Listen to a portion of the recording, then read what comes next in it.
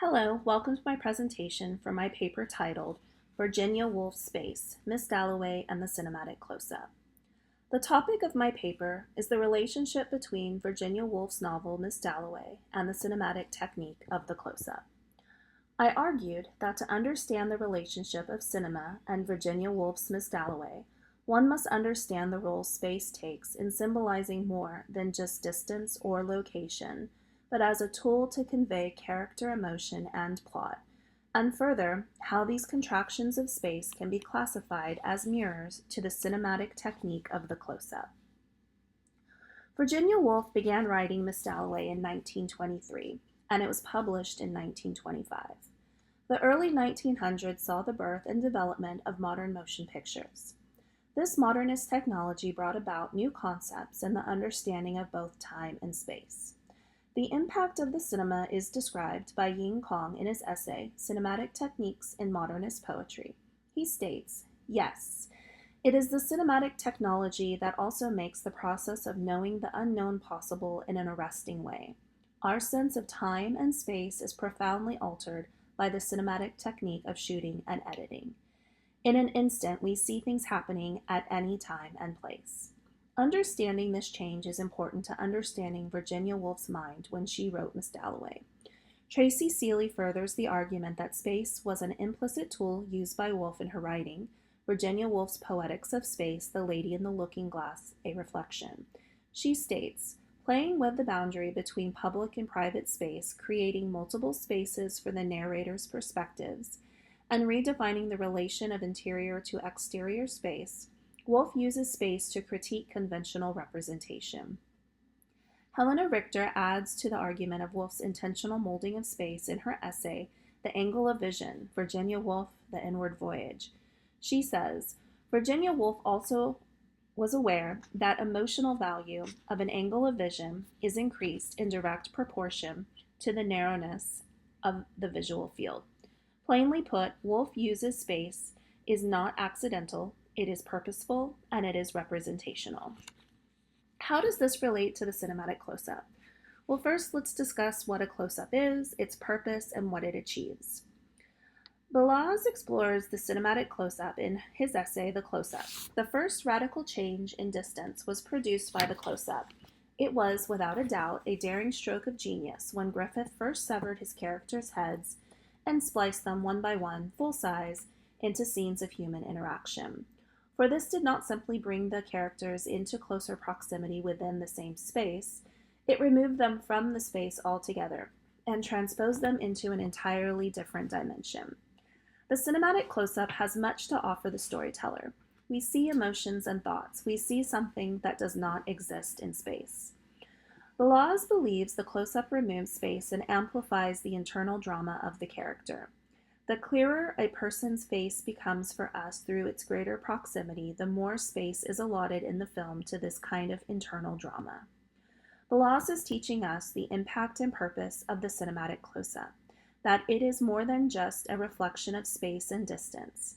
It is a catalyst for drama. Virginia Woolf was interested in capturing that exact internal drama. Woolf has two distinct examples of a cinematic close-up in Miss Dalloway.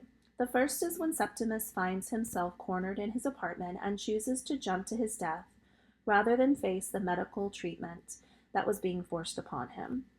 The scene begins with Septimus and his wife Rezia alone in their apartment. Septimus is fearful the doctors are coming to take him and to take his papers. Holmes and Bradshaw were on him. The brute with the red nostrils was snuffing into every secret place. Rezia attempts to calm him by gathering his papers for him and then leaves the apartment to try and talk the doctors into leaving. Then she got up to go into the bedroom to pack their things, but hearing voices downstairs and thinking that Dr. Holmes had perhaps called, ran down to prevent him coming up. Septimus is now all alone in his apartment. The metaphorical camera has zoomed in on this one singular character as he enters his climax.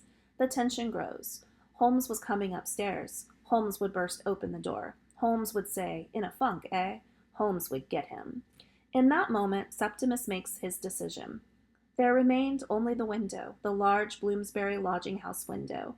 the tiresome, the troublesome, and rather melodramatic business of opening the window and throwing himself out. The camera zooms in even closer as Septimus makes his way to the fateful window. But he would wait till the very last moment. He did not want to die. Life was good, the sun hot. Only human beings, what did they want? Coming down the staircase opposite, an old man stopped and stared at him. Holmes was at the door. "I'll give it to you," he cried, and flung himself vigorously, violently down into Miss Filmer's area railings. What you have just witnessed is akin to a cinematic close-up. Woolf has zoomed in on Septimus. She has cornered him. The reader is forced to focus on him. The contraction of space has caused the explosion of tension. The room became a world of its own. The scene and character has arced. Woolf has accomplished her desired effect, but it is not only Septimus that experiences a cinematic close-up at the hands of his creator, Virginia Woolf. Woolf also graciously and tactfully gives the same attention to Clarissa. The second example of Woolf executing the tool of the cinematic close-up is when Clarissa learns of Septimus's death. After hearing of her double's death from Lady Bradshaw, Clarissa leaves the party to retreat into a private room where she can be alone with her thoughts. She went on into the little room where the Prime Minister had gone with Lady Burton. Perhaps there was somebody there, but there was nobody. There was nobody. The party's splendor fell to the floor. So strange it was to come in alone in her finery. Woolf takes care to mention multiple times that Clarissa is alone in this small room. Woolf has contracted the space and set the metaphorical camera on close-up.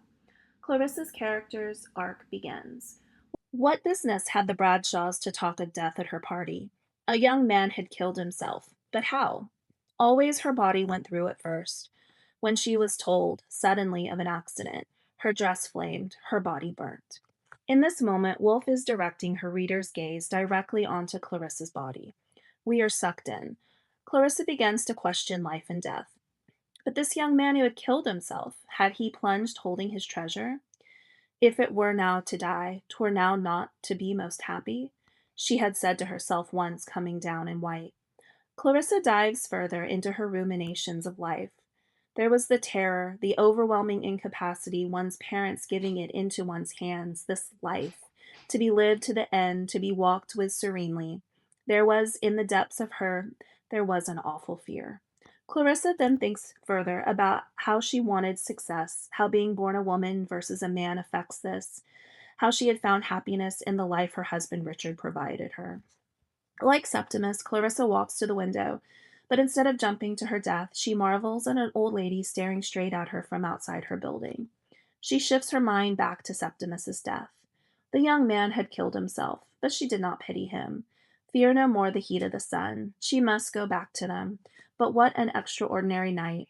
She felt somehow very like him, the young man who had killed himself.